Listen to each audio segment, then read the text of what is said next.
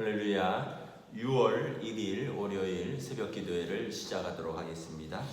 사도신경으로 우리의 신앙을 고백하시도록 하겠습니다. 나는 전능하신 아버지 하나님 천지의 창조주를 믿습니다. 나는 그의 유일하신 아들 우리 주 예수 그리스도를 믿습니다. 그는 성령으로 잉태되어 동정녀 마리아에게서 나시고 본디오 빌라도에게 고난을 받아 십자가에 못 박혀 죽으시고 장사된 지 사흘 만에 죽은 자 가운데서 다시 살아나셨으며 하늘에 오르시어 전능하신 아버지 하나님 우편에 앉아 계시다가 거기로부터 살아있는 자와 죽은 자를 심판하러 오십니다. 나는 성령을 믿으며 거룩한 공교회와 성도의 교제와 죄를 용서받는 것과 몸의 부활과 영생을 믿습니다. 아멘. 찬송가 327장입니다. 찬송가 327장입니다.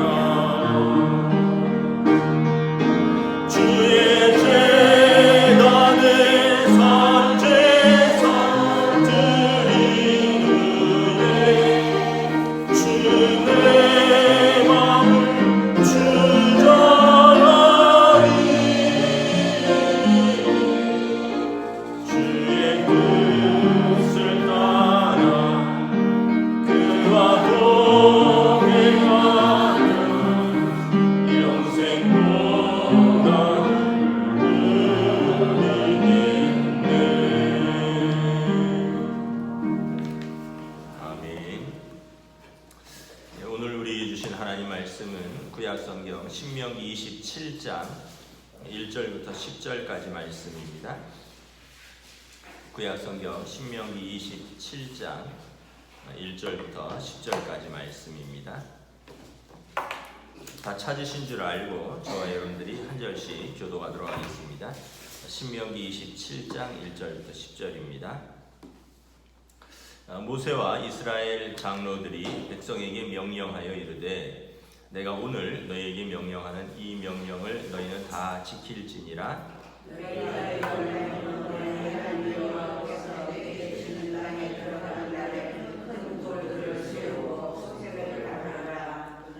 요단을 건넌 후에 이 율법의 모든 말씀을 그 위에 기록하라. 그리하면 내 하나님 여호와께서 내게 주시는 땅 곧 젖과 꿀이 흐르는 땅에 내가 들어가기를 내 조상들의 하나님 여호와께서 내게 말씀하신 대로 하리라. 내가 오늘 너희에게 명령하는 이 돌들을 에발산에 세우고 그 위에 석회를 바를 것이며 또 거기서 내 하나님 여호와를 위하여 제단 곧 돌단을 쌓되 그것에 쇠 연장을 대지 말지니라. 너는 다듬지 않은 돌로 내 하나님 여호와의 제단을 쌓고 그 위에 내 하나님 여호와께 번제를 드릴 것이며 또 화목제를 드리고 거기에서 먹으며 내 하나님 여호와 앞에서 즐거워하라. 너는 이 율법의 모든 말씀을 그 돌들 위에 분명하고 정확하게 기록할지니라. 모세와 레위 제사장들이 온 이스라엘에게 말하여 이르되 이스라엘아 잠잠하여 들으라. 오늘 내가 내 하나님 여호와의 백성이 되었으니 그런즉 내 하나님 여호와의 말씀을 청종하여 내가 오늘 내게 명령하는 그 명령과 규례를 행할지니라. 아멘. 네, 할렐루야. 6월의 첫날입니다. 또 새로운 한 달, 또 새로운 한 주, 새로운 하루의 시작입니다. 하나님께서 이 6월 달에 더 큰 은혜와 또 회복과 복을 주실 줄을 믿습니다. 신명기 27장부터 마지막 34장까지는 모세의 세 번째 설교입니다. 내용은 이제 언약을 갱신하고 헌신을 다짐하는 것입니다. 오늘은 이스라엘 백성의 언약 갱신이라는 제목으로 말씀을 전하도록 하겠습니다. 먼저는 하나님의 말씀을 돌 위에 기록하라 라고 말씀하고 있습니다. 우리 1절부터 4절 다시 한번 교도하도록 하겠습니다. 시작. 모세와 이스라엘 장로들이 백성에게 명령하여 이르되 내가 오늘 너희에게 명령하는 이 명령을 너희는 다 지킬지니라. 너희가 요단을 건너 내 하나님 여호와께서 내게 주시는 땅에 들어가는 날에 큰 돌을 세우고 석회를 바르라. 요단을 건넌 후에 이 율법의 모든 말씀을 그 위에 기록하라. 그리하면 내 하나님 여호와께서 내게 주시는 땅 곧 젖과 꿀이 흐르는 땅에 내가 들어가기를 내 조상들의 하나님 여호와께서 내게 말씀하신 대로 하리라. 너희가 요단을 건너거든 내가 오늘 너희에게 명령하는 이 돌들을 에발산에 세우고 그 위에 석회를 바를 것이다. 출애굽 후에 호렙산 또 신의 산이라고도 하죠. 그곳에서 이스라엘과 언약을 맺으신 하나님은 이제 약속의 땅을 앞두고 모압 평지에서 이스라엘과 출애굽 2세대들과 언약을 갱신합니다. 이 언약은 새로운 언약이 아니라 출애굽 1세대들과 시내 산에서 세웠던 언약을 그 출애굽 2세대들과 이제 언약을 갱신하는 것입니다. 모세는 그들에게 이제 가나안 땅에 들어가거든 세겜에서 이 언약식을 할 준비를 하라라고 말합니다. 2절에 보면 그래서 약속의 땅에 들어가면 이스라엘 사람들은 큰 돌을 세우고 그 위에 석회를 바르고 석회를 발라야지 이제 그 위에 뭔가를 기록할 수 있잖아요. 그래서 율법의 모든 말씀을 그 위에 기록하는 것입니다. 4절에 보면 이 돌들을 에발산과 그리심산이라는 우리가 축복의 산과 저주의 산이라고 말씀을 드렸죠.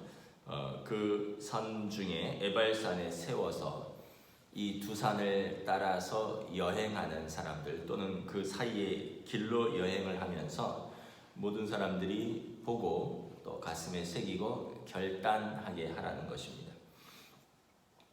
8절에 보면 우리 8절 한번 봉독하겠습니다. 너는 이 율법의 모든 말씀을 그 돌들 위에 분명하고 정확하게 기록할지니라. 이 돌들 위에 석회를 바른 그 돌 위에 하나님의 말씀을 모든 사람이 알기 쉽고 또 핑계댈 수 없도록 분명하고 정확하게 기록하라라고 말씀을 하고 있습니다. 우린 여기서 하나님의 말씀의 네 가지 특징을 알 수 있습니다. 첫째는 하나님의 말씀은 영속적이다라는 것입니다. 이제 하나님의 종 모세는 곧 하나님의 임재에 들어갈 것입니다. 곧 죽을 것이다 라는 것이죠. 그리고 세월이 흐르면 그의 감동적인 설교는 잊혀질 것입니다. 모세를 기억하는 사람들도 세월이 흐르면 그의 설교를 잊을 것이고, 모세를 기억하지 못하는 사람들에게는, 그 후손들에게는 더더욱 그럴 것입니다. 그래서 모세는 자신이 하나님을 통하여 전한 이 율법 말씀을 돌 위에 기록하라라고 말씀을 합니다. 세월이 흘러서 모세의 연약한 육신이 보이지 않을 때 이 하나님의 말씀은 영원히 남아 있어야 되기 때문에 그런 것입니다. 하나님의 말씀은 영속적입니다. 영속적이라는 것은 영원하다라는 것입니다. 영원히 지속된다는 것입니다. 그래서 모세는 이 돌 위에 영속적인 하나님의 말씀을 새겨서 불멸하고 항상 살아있는 하나님의 말씀을 기록하고 상기하도록 한 것입니다. 과학과 이성의 시대를 살아가는 현대도 마찬가지입니다. 문화와 기술 그리고 사람들의 생각과 가치관은 항상 변합니다. 조선시대 사람들의 생각과 가치관과 현대의 사람들의 생각과 가치관은 다릅니다. 예를 들어서 효에 대해서는 조선시대가 훨씬 엄격했을 것이고, 여성관에 대해서는 현대가 훨씬 엄격합니다. 조선시대의 여성관은 굉장히 가부장적인 사회고 오늘로 보면 형편없는 것이죠. 그러나 그 시대는 또 그것이 가치관이었습니다. 또 문화였습니다. 문화와 기술 또 우리의 생각 가치관은 시간과 장소에 따라서 항상 변하는 것입니다. 항상 변한다는 것은 영원하지 않다라는 의미입니다. 그것은 진리가 아니라는 것입니다. 여러분, 변하는 것이 진리가 될 수는 없습니다.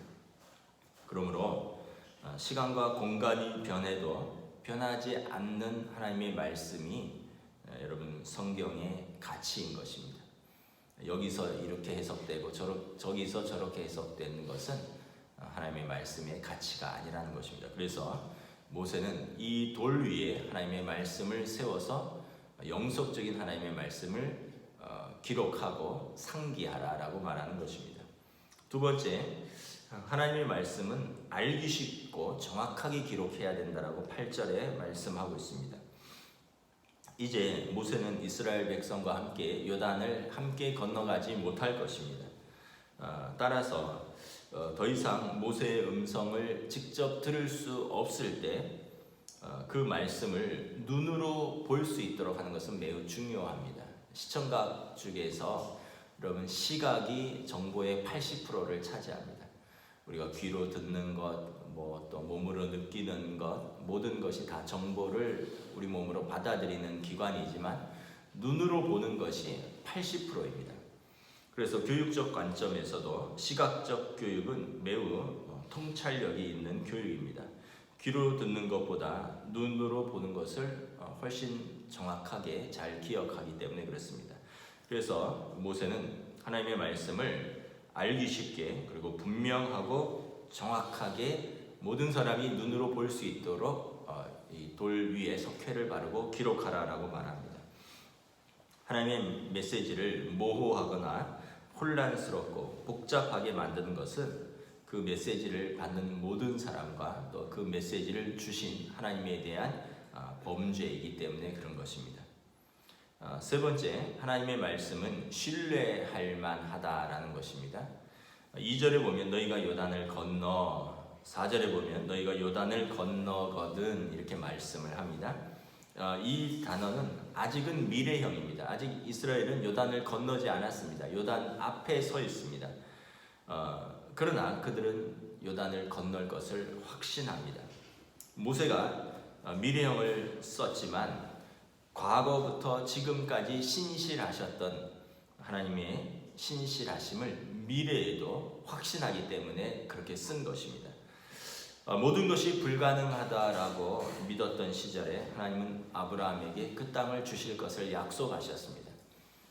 애굽에서 종노릇하던 민족에게 하나님께서 모세를 통하여 하나님 그 땅을 주시겠다라고 약속하셨습니다.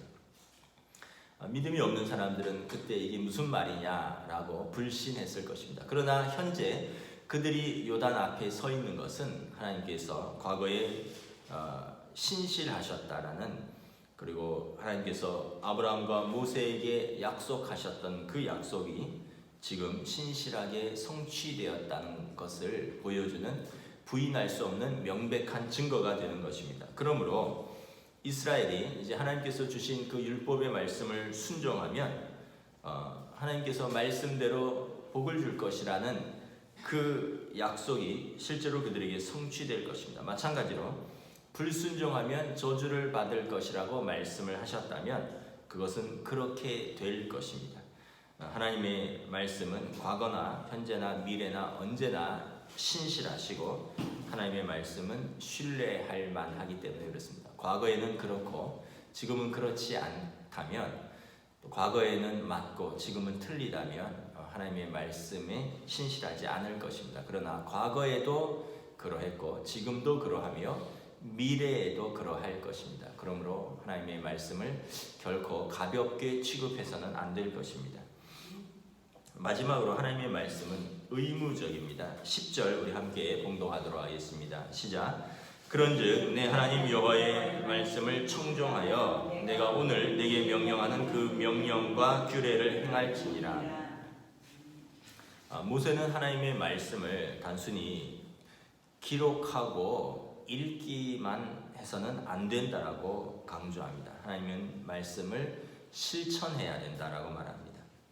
하나님의 말씀에 대한 순종이 그들의 우선순위가 되어야 한다는 것입니다. 10절에 보면 하나님은 그들에게 권유하시는 것이 아니라 명령하시는 것입니다.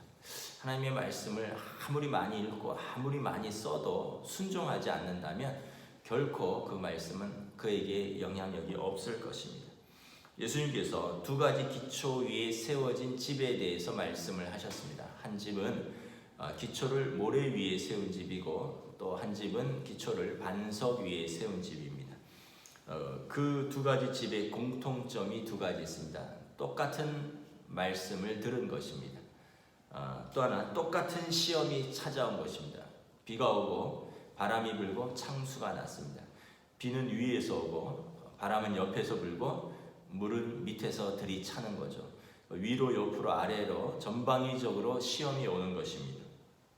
차이점이 두 가지 있습니다. 똑같이 들었는데 순종했느냐와 들었지만 순종하지 않았느냐의 차이점입니다.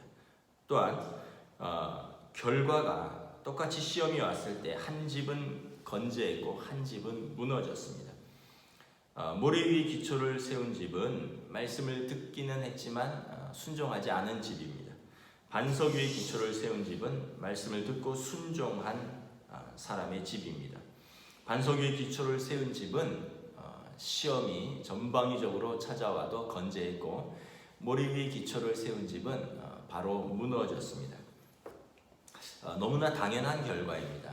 우리가 작은 건축이라든가 어떤 것을 시공하는 걸 볼 때 먼저는 이제 설계가 있습니다. 설계서 내지는 시방서라는 것이 있죠.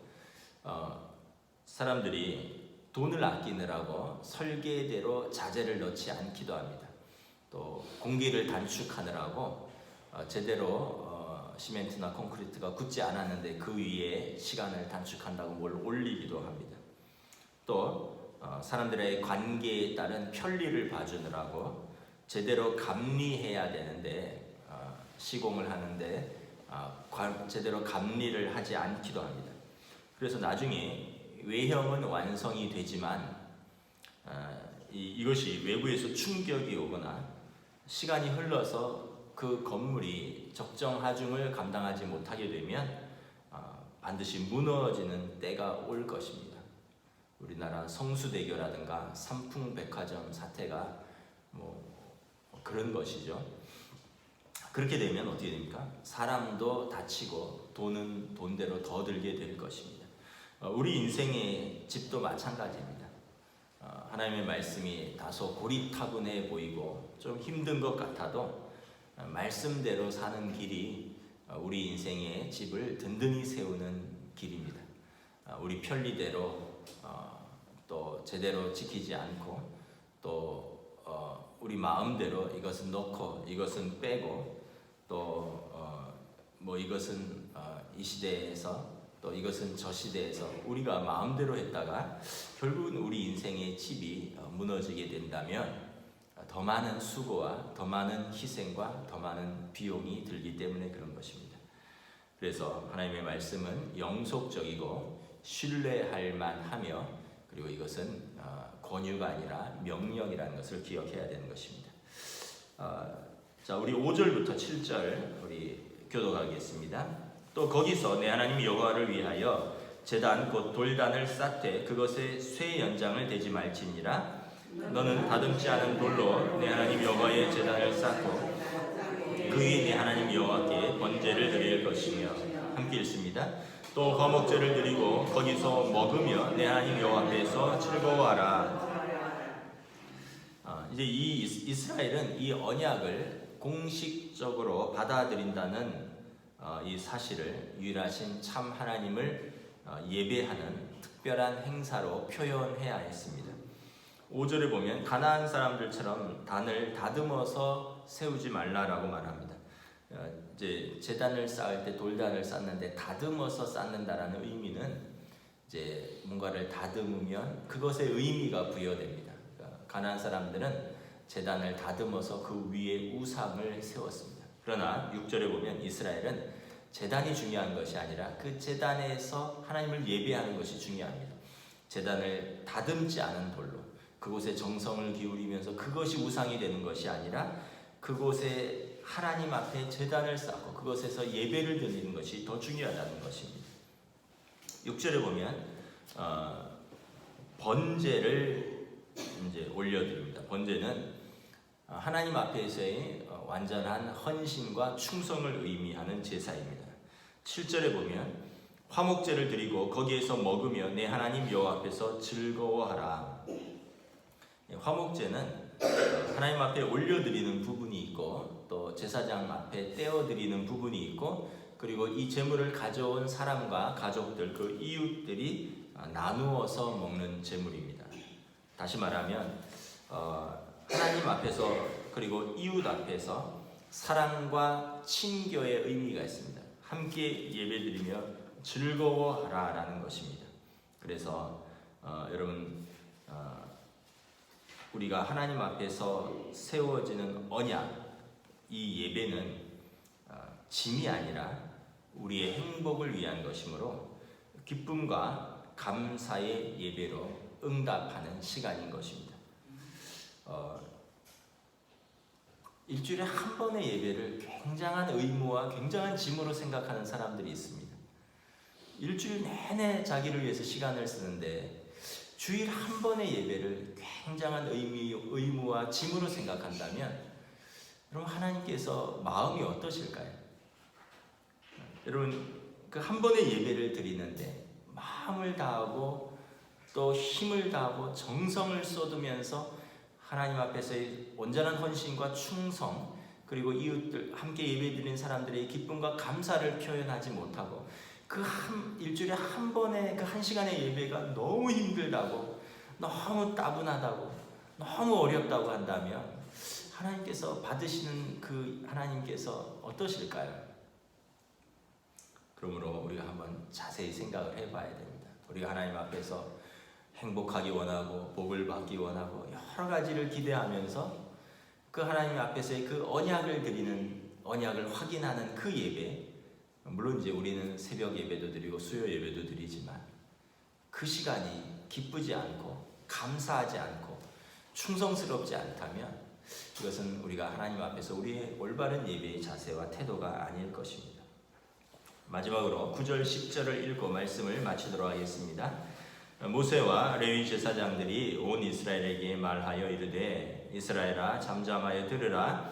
오늘 내가 내 하나님 여호와의 백성이 되었으니 그런즉 내 하나님 여호와의 말씀을 청종하여 내가 오늘 내게 명령하는 그 명령과 규례를 행할지니라.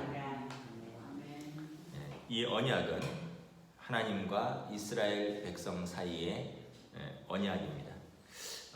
결국은 이 언약은 내가 응답하고 내가 지킬 때 의미가 있는 것입니다. 아무리 돌 위에 세워서 오고 가는 길에 보고 읽고 해도 내가 응답하지 않으면, 내가 지키지 않으면 그 돌 위에 세운 언약이 아무런 의미가 없어지는 것입니다. 그래서 바울 사도는 하나님의 말씀을 돌 위에 세우는 것에 그치지 말고 신비, 우리의 마음판에 새겨라 라고 말씀을 하는 것입니다. 모든 사람이 언약에 동의하든지 동의하지 않든지 둘 중에 하나를 택할 것입니다. 그리고 그것은 그들에게 축복과 저주로 돌아올 것입니다. 하나님의 말씀을 우리의 신비에 세우고 언약에 순종하는 하나님의 복된 백성이 되시기를 주님의 이름으로 축복합니다. 아멘. 기도하겠습니다. 하나님 은혜를 감사합니다. 하나님께서는 출애굽 1세대와 맺으신 언약을 출애굽 2세대와도 동일하게 맺으시기를 원하십니다. 하나님은 그들의 하나님이 되고 이스라엘은 그들의 하나님의 백성이 되기를 원하신다라는 면, 하나님의 말씀을 영속적이고 또 신실하신 그리고 하나님의 명령을 기록하고 순종하라라고 말합니다. 오늘 우리의 삶에서도 마찬가지입니다. 우리가 어떤 것을 건축할 때, 또 어떤 것을 세울 때, 어떤 것을 계획할 때 우리가 그렇게 정성을 쏟지만 우리 인생을 계획하고 건축할 때 우리가 얼마나 하나님의 말씀대로 순종하며 정성을 쏟는가 생각을 해봅니다. 오늘 말씀대로 그들이 그 언약에 청종하면 하나님의 백성이 될 것이요, 불순종하면 그들의 언약을 파기한 거로 하나님의 심판이 임할 것이다 라고 말씀하고 있습니다. 우리가 하나님의 말씀을 붙들고 하나님을 예배하며 섬기는 하나님의 백성으로서 오늘 하루도 이 하나님의 말씀에 신실하게 반응하는 하루, 또 신실하게 응답하는 하루, 신실하게 순종하는 하루로 인도하여 주시고 하나님 주의 백성들을 보존하여 주시고 복 주시옵소서. 감사를 드리오며 우리 주 예수 그리스도 이름으로 기도드리옵나이다. 아멘. 하늘에 계신 우리 아버지의 이름을 거룩하게 하시며 아버지의 나라가 오게 하시며 아버지의 뜻이 하늘에서와 같이 땅에서도 이루어지게 하소서. 오늘 우리에게 일용할 양식을 주시고 우리가 우리에게 잘못한 사람을 용서하여 준 것 같이 우리 죄를 용서하여 주시고 우리를 시험에 빠지지 않게 하시고 악에서 구하소서. 나라와 권능과 영광이 영원히 아버지의 것입니다. 아멘.